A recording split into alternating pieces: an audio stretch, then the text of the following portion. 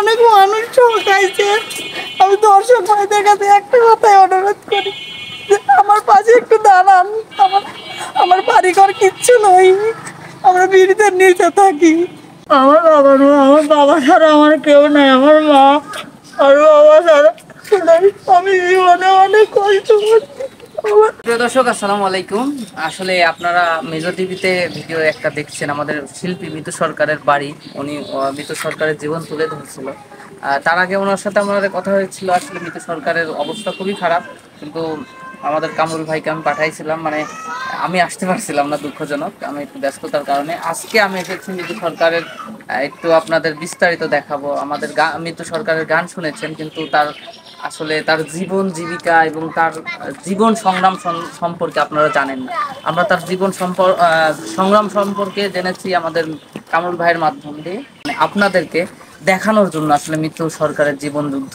তো কামরুল ভাই, চলেন আমাদের প্রিয় দর্শক একটা কথা আবার বলি, যেটা ছোট টিভির দর্শক কিন্তু এখনো জানে না, যে এটা একটা কিন্তু রাস্তা, এটা কিন্তু ব্রিজ।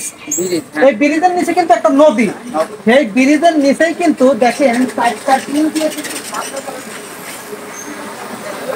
এটা কিন্তু দেখেন সব ট্রেন কিন্তু জয়েন দিয়া, এই জয়েন দিয়েই কিন্তু এই নিচে থাকে মৃত। এই রাস্তার পানি কিন্তু ঘরের ভিতর যায়। আমি আপনাদের দেখাবো। এই যে এটাই কিন্তু আসলে যে মৃত্যুর ঘর। ওই রাস্তার যে পানি গড়ে না, রাস্তার তো পানি গড়ে, সেই পানি কিন্তু ওদের ঘরের ভিতর। আসসালামু আলাইকুম। ডাক্তার হয়ে গেল না মৃত্যু? গ্যাস দিচ্ছে, ওই ইমোশন আবার দেখায় না। একটু কথা বলি। আসলে মামুন ভাই, এর আগে একটা ভিডিও আমি করেছিলাম যে এইখানে কিন্তু আসলে দর্শকের কিছু টাকা আসলে পারে আমি এখানে ওর বাবাকে একটা চায়ের দোকান করে দিই, কারণ ওর বাবা তো যেতে পারে না। এই চেয়ারে পায়ে বসে ছাড়ে একটা চা কিংবা বিস্কুট যাতে বানাইতে পারে, এই জন্য। কাকা এখন কি নামতে পারবে না? না থাক, ওখানে বসে থাক না, একটু কাকার কথা শুনতাম। একটু নিয়ে আসেন, একটু ধরে নিয়ে আসেন, দেখান, ধরে নিয়ে আসেন। উনি কিন্তু আসলে স্বাস্থ্য আছে, তারপরেও কিন্তু আসলে ওইরকম চলতে পারে না। এই জন্য চেয়েছিলাম যে ওনার যদি একটা দোকান এখানে হয়ে যায়, তাহলে কিন্তু আসলে জীবন জীবিকা একটু চলা সহজ হবে। অবশ্যই। আচ্ছা, মিতু আপু আমাদের সাথে অনেকদিন ধরে গান করে। দর্শক আপনারা দেখছেন মিতু আপুর অনেক গান। মিতু আপু তো কখনো এইভাবে বলে নাই যে আমার এইসব প্রবলেম, এগুলো আমার মানে এত জীবন যুদ্ধ, এত বাবার সম্পর্কে, ওনার ফ্যামিলি সম্পর্কে কিন্তু কিছু বলে নাই। আসলে এটা এটা এই বিষয়ে জানতে চাই যে মিতু আপু চুপচাপ ছিল, কেন বলেন নাই? আপনি এত কষ্ট করে আপনি আসলে আমি চাই না যে আমি মানুষের কাছে হাত পাতি। তো কষ্ট করছি, কিন্তু অনেক মিডিয়ায় তো অনেক টাকা মারিয়ে দিচ্ছে, সেটা তো এর আগে ভিডিওতে বলছি। তো আমি ভাবছিলাম যে হয়তো বা ঠিক হয়ে যাবে, কিন্তু এখন তো দেয়ালে ঠিক হয়ে গেছে। আমার কি করবে বলেন, এগুলো প্রকাশ করে দিচ্ছি। আসলে কামরুল ভাইয়ের মতো লোক আমি কোথাও দেখি নাই। কামরুল ভাই এসে যদি আমার পাশে না দাঁড়াইতো, তাহলে হয়তো বা আমি এত দূর আগাতে পারতাম না। মানে দর্শক আপনারা দেখেছেন এই হাসি খুশি মুখ, কিন্তু হাসি খুশি মুখের আড়ালে যে কতটা কষ্ট, কামরুল ভাইয়ের ভিডিও না দেখলে হয়তো আপনারা বুঝতে পারতেন না। এই হাসি খুশি ভাবে আপনাদের কত সুন্দরভাবে মানে বিনোদন দেয়, কিন্তু এই বিনোদনের পিছনে তার কত কষ্ট, কত বেদনা লুকিয়ে আছে, কিন্তু কখনোই আমরা বুঝতে পারি না। আমি কয়েকটা কথা বলবো। আসলে আমার বাবা হিন্দু ধর্ম থেকে মুসলমান ধর্ম গ্রহণ করছে। আমরা তখন ছোট ছিলাম, হয়তো দেখি না, বড় হয়ে দেখছি। মুসলমান হওয়ার পরে আমার বাবা কাঠমিস্ত্রি কাজ করছে। বাবা প্রচুর কষ্ট করছে। শুধুমাত্র এক কাপ চা খেয়ে আমার বাবা দিন পার করছে। আমার নিজে দেখা, আমি ছোট ছিলাম, বুদ্ধি হয়েছিল, তাও দেখেছি।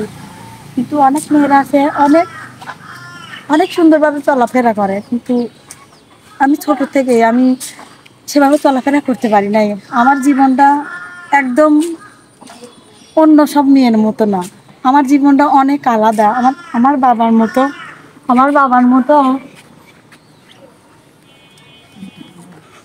আমার বাবা ছাড়া আমার কেউ নাই। আমার মা আর বাবা ছাড়া আমি জীবনে অনেক কষ্ট করছি।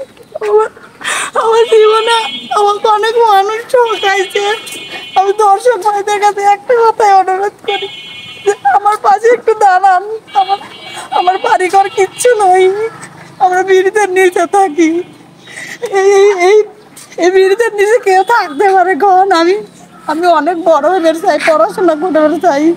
যদি আমার পাশে আপনারা দাঁড়ান তাহলে আমি পড়াশোনা করে অনেক বড় হবো। আমি আপনাদের কাছে হাত পাতবো না, শুধুমাত্র এখন আপনারা আমার পাশে থাকেন। আমার মা আছে, আমার মা একটা মাটির মানুষ। আমার মা মাটির মানুষ। আমার মার মধ্যে কোনো ঘর প্যাচ নাই। আমার বাবা আর মা অনেক ভালো মানুষ। আমি কি করবো? একটা মেয়ে মানুষ, ছেলে মানুষ হলে বাইরে কাজ করতে পারি, তাও তো পারি না।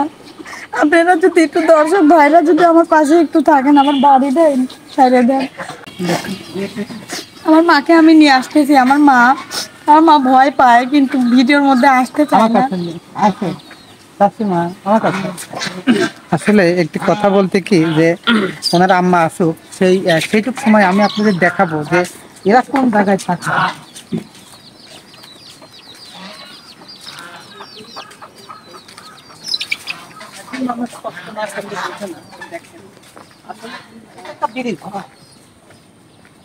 আপনি ওই পাশে যান, ওই পাশে গিয়ে দেখেন পানির ভিতরে আবার একটু সাঁতার কাটেন না।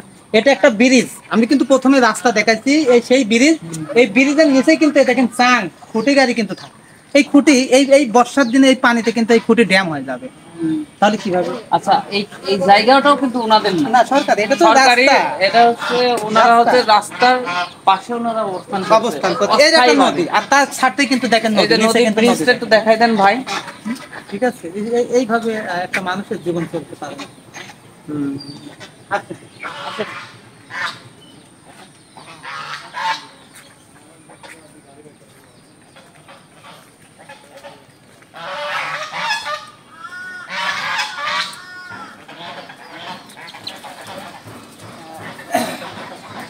ইনি হচ্ছে মৃত্যুর আম্মা। কেমন আছেন?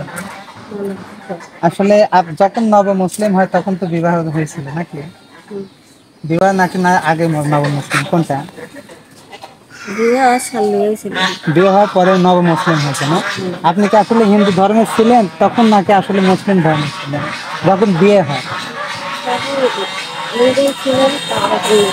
হ্যাঁ, তার মানে ওর দাদার বাড়ি থেকেও বের করে দিয়েছে, আপনার বাবার বাড়ি থেকেও আপনাকে বের করে দিয়েছে মুসলিম হওয়ার পর না?